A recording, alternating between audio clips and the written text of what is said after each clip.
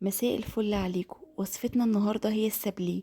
هنعمله مع بعض بمقادير مظبوطة، هتطلعه معاكي زي الجاهز وأحسن كمان. وهنعمل أفكار كتير للجناش، اختاري منهم اللي يناسبك.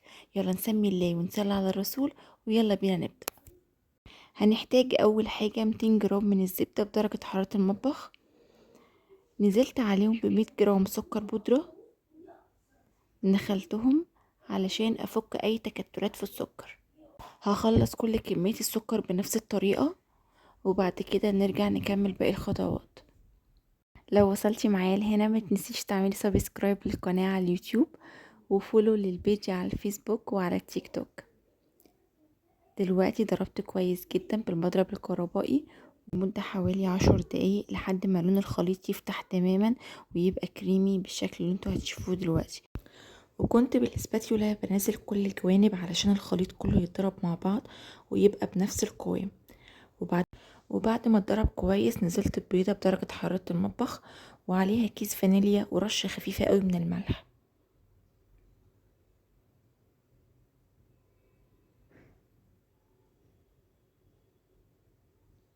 خلاص كده، شايفين القوام عامل ازاي؟ قد ايه لونه فاتح قوي وكريمي مفيهوش اي تكتلات. هو ده كده القوام المظبوط. نزلت عليه ب 300 جرام من الدقيق، ويدوب باطراف صوابعي بلم العجينة بس لكن ما بعجنهاش.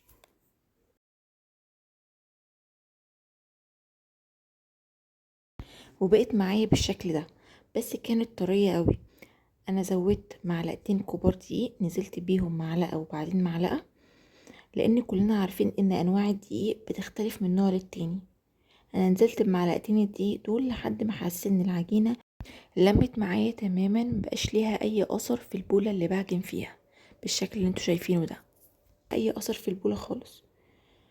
كنت بختبر العجينة، كنت ما باخد قطعة من العجين وبعملها كورة كده زي ما انتوا شايفين، ما يبقاش فيها اي تشققات.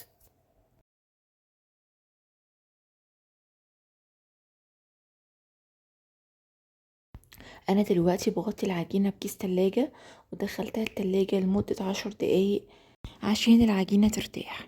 ده شكلها بعد ما خرجت. ده اقسم العجينة نصين، اخدت نص اعملها فانيليا ونص اعملها بالشوكولاتة، بس هسيب الجزء بتاع الشوكولاتة دلوقتي. غطيته واسيبه على جنب. الجزء الاولاني بدأت افرده ما بين كيسين تلاجة. حطيت كيس من تحت وحط العجينة، وكيس كمان من فوق، وبدأت بالنشابة افرده سمك حوالي 1 سنتي.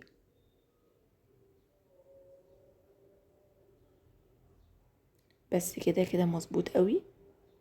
بدأت بقى اعمله باي اشكال عندي. انا حبيت ان انا اعمل شكل السابليه اللي هو المعتاد اللي بنجيبه جاهز. عملت بفنجان قهوة صغير اشكال بالشكل اللي انتوا شايفينه ده. لو عندك اي قطاعة على شكل دايرة اعملي بيها. ما عندكيش اي كوباية صغيرة، اي فنجان قهوة صغير زي ما انا عملت كده. انا هنا محتاجة قطاعة حجمها اصغر من حجم فنجان القهوة عشان اعمل فتحات بالشكل ده. انا هنا استخدمت قمع. لو عندك اي قطعة صغيرة استخدميها، ما عندكيش اعملي بقمع او اي شكل اصغر من فنجان القهوة. وهنا استخدمت قطعات البسكوت، عملت بيها اشكال. اي قطعات موجودة عندك استخدميها. والعجين ده كله بقيت اقلمه واشكله تاني. هكرر نفس الموضوع لحد ما اخلص الكمية كلها. انا هنا خلصت كل كمية اللي هو بالفانيليا. ما شاء الله، انت شايفه دي كمية قد ايه، واشكال اللي سابليه حلوة قوي. ده الجزء التاني هعمله بالشوكولاتة. نزلت عليه بمعلقتين صغيرين من الكاكاو الخام، ومكعب زبدة صغير بدرجة حرارة المطبخ.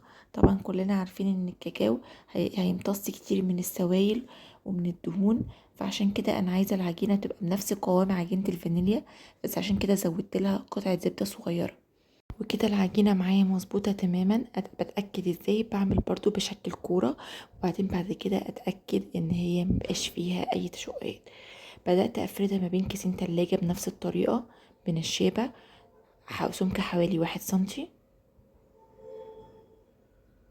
بكرر نفس الموضوع بالظبط، وبرضو بأي اشكال. استخدمت برضو الفنجان، واستخدمت نفس القطاعات بتاعة البسكوت. يعني بكرر نفس الخطوات.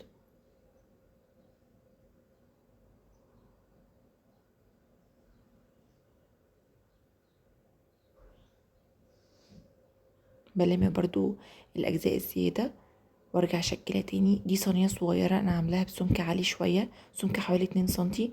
شايفين سمكها عامل ازاي؟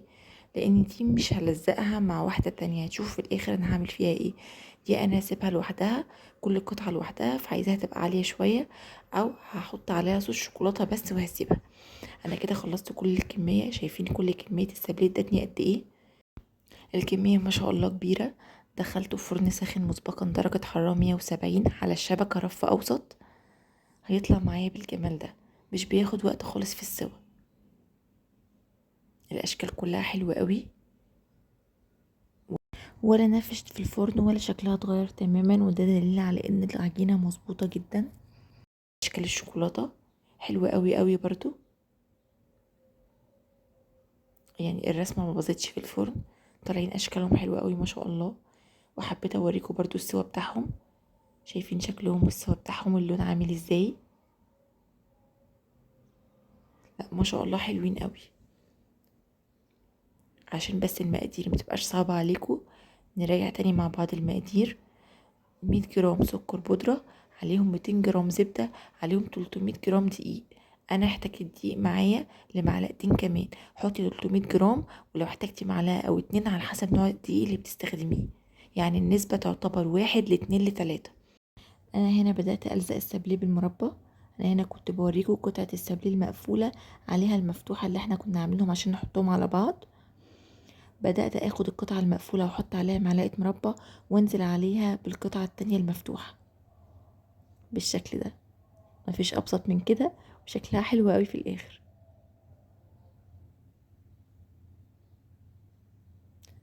هعمل هعمل معاكم واحدة كمان بنفس الطريقة، وبعد كده هعمل معاكم واحدة من كل شكل. انا هنا عملت نفس الطريقة بس بالشوكولاتة، وهنا بدأت احط جواها صوص شوكولاتة بني، والزق بواحدة كمان من نفس الشكل، وبقت معايا بالشكل ده. هعمل بقى من كل شكل واحدة.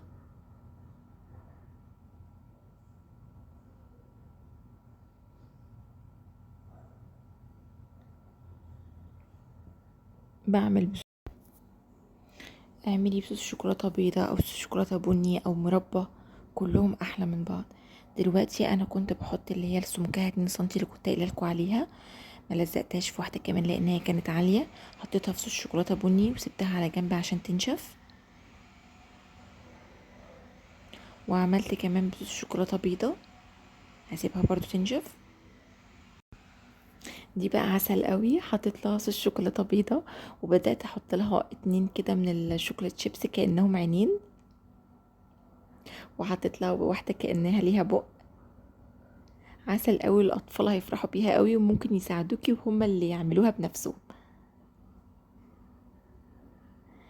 وبس كده. بقيت اعمله جناش خفيف كده من على الوش. السابليه الشوكولاته بقيت احط له صوص شوكولاته بيضه، والسابليه الفانيليا بقيت احط له صوص شوكولاته بني. يعني اشكال خفيفه كده من على الوش. هيطلع معاكي بالجمال ده. قد ايه طعمه حلو قوي يا جماعه. انا متاكده ان هو هيعجبك قوي، وهتبقي استاذه فيه كمان بعد الفيديو ده. شايفين جماله عامل ازاي؟ انا مستنيه رايكم في التعليقات. وبكده نكون وصلنا لنهاية الفيديو بتاعنا النهاردة. أتمنى وصفتنا تكون عجبتكم، وتشاركوها مع كل اللي بتحبوهم، واشوفكم إن شاء الله في فيديوهات تانية كتير بأفكار كتير جديدة إن شاء الله تنال إعجابكم.